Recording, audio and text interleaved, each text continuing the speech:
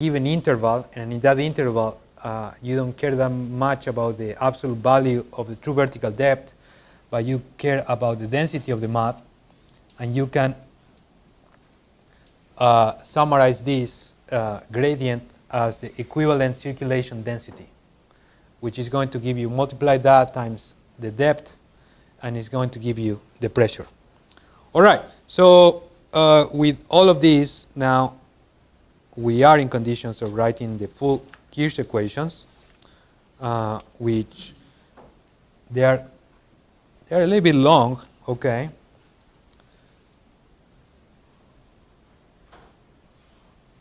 But we're going to be able to write them in 5 minutes.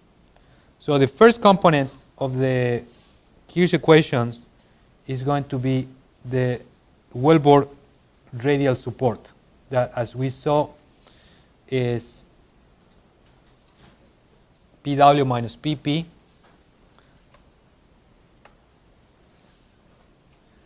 and remember that for radial stress is going to be positive. Makes sense, you're pushing against the wellbore, but for hoop stress it's going to be negative, because the higher that stress, radial stress on the wellbore wall, the more you're going to create tensile hoop stresses. So this is the first component. The second component is going to be the far field stress, which here I'm going to write it as a mean stress. You see, this is an average. It comes from the same equations that we saw before. And in this case, it's going to be pretty similar, but now with the plus sign. And the third component is going to be the stress anisotropy, or the differential stress. And you see that now that there is a minus there. So the stresses are the same. This one disappears. And as we saw before, this one has a component which varies with the angle in which you're looking at. So here we're going to have a cosine of 2 theta. And this is going to be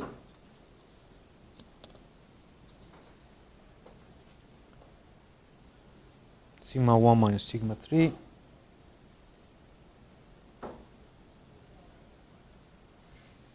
similar to that one, cosine of 2 theta.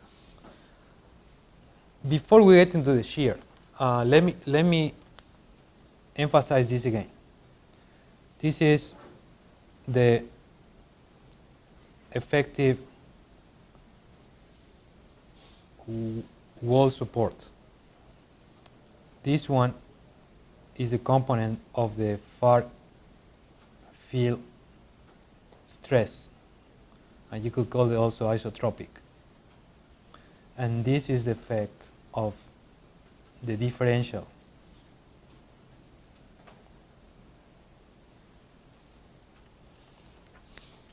Let me ask you something while I write this equation. What is going to be the shear stress on the wall of the wellbore? Sigma theta r.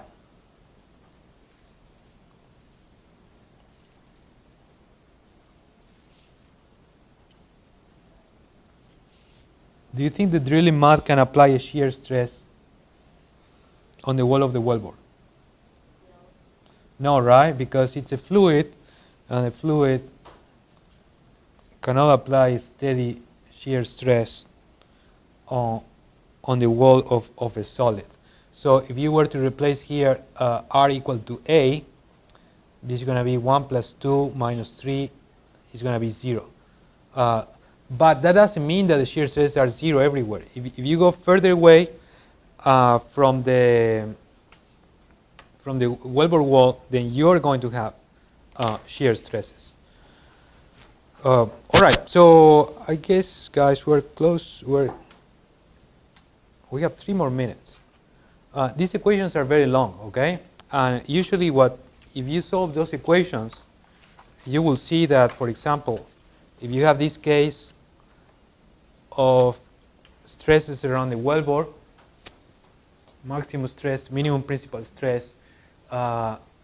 Your hoop stresses are going to be very large, as we saw before, in these locations, are going to be very small in these locations. And here you're going to have shear failure, a lot of stress anisotropy, and here you might have tensile failure. So those equations are useful for computing stresses all around the wellbore and to figure out how far those stresses go. So here, you can see, and this one is a little bit better, this is just maximum principal stress, that the effect of the wellbore, it doesn't go very far. You move, somewhere over here, and you kind of already recover the far field stresses. The effect of the wellbore usually goes about 1 diameter or 1 diameter and a half of the wellbore. It doesn't go further than that. If you were standing at the point at somewhere over here, the rock wouldn't notice that there was a cavity over there. So those stresses and those equations are very useful for calculating what are the stresses far away from the wellbore or in the neighborhood of the wellbore. And that's something that you have to do, and you're going to do in the homework, okay? But we're going to simplify this a little bit in order to derive some other equations that are going to be very useful for us. Let us consider a vertical wellbore.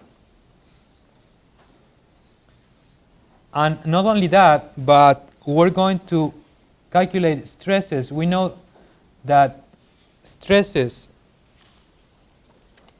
get to their maximum values at the wall of the wellbore. So we're just going to care about the wall of the wellbore. And the wall of the wellbore is going to be the point at which R is equal to A. If you do that, these equations are going to simplify a lot, and the radial stress is just going to be that radial support. The hoop stress is going to be negative of that plus sigma H max plus sigma H mean minus 2 times. I'm talking here about the vertical wellbore. These equations will be similar for a deviated wellbore, but we're going to talk about that later on. And as we said before, there is no shear stress. So now with these much simpler equations, we can, according to those values, calculate what are the conditions for obtaining 1, tensile fractures, and 2, shear failure.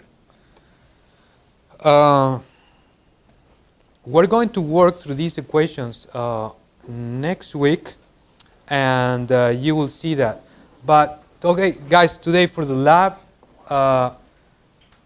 remember to take nice pictures of failure in the wellbore, and on Thursday we'll see the equations that are going to allow you to link these stresses to the failure that you will see over here.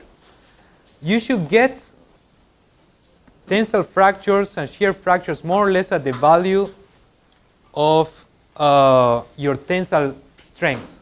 So whatever tensile strength you got in the lab before, if you get to that stress in the low frame, that's the point at which you should start seeing tensile fractures in this little wellbore. All right, guys.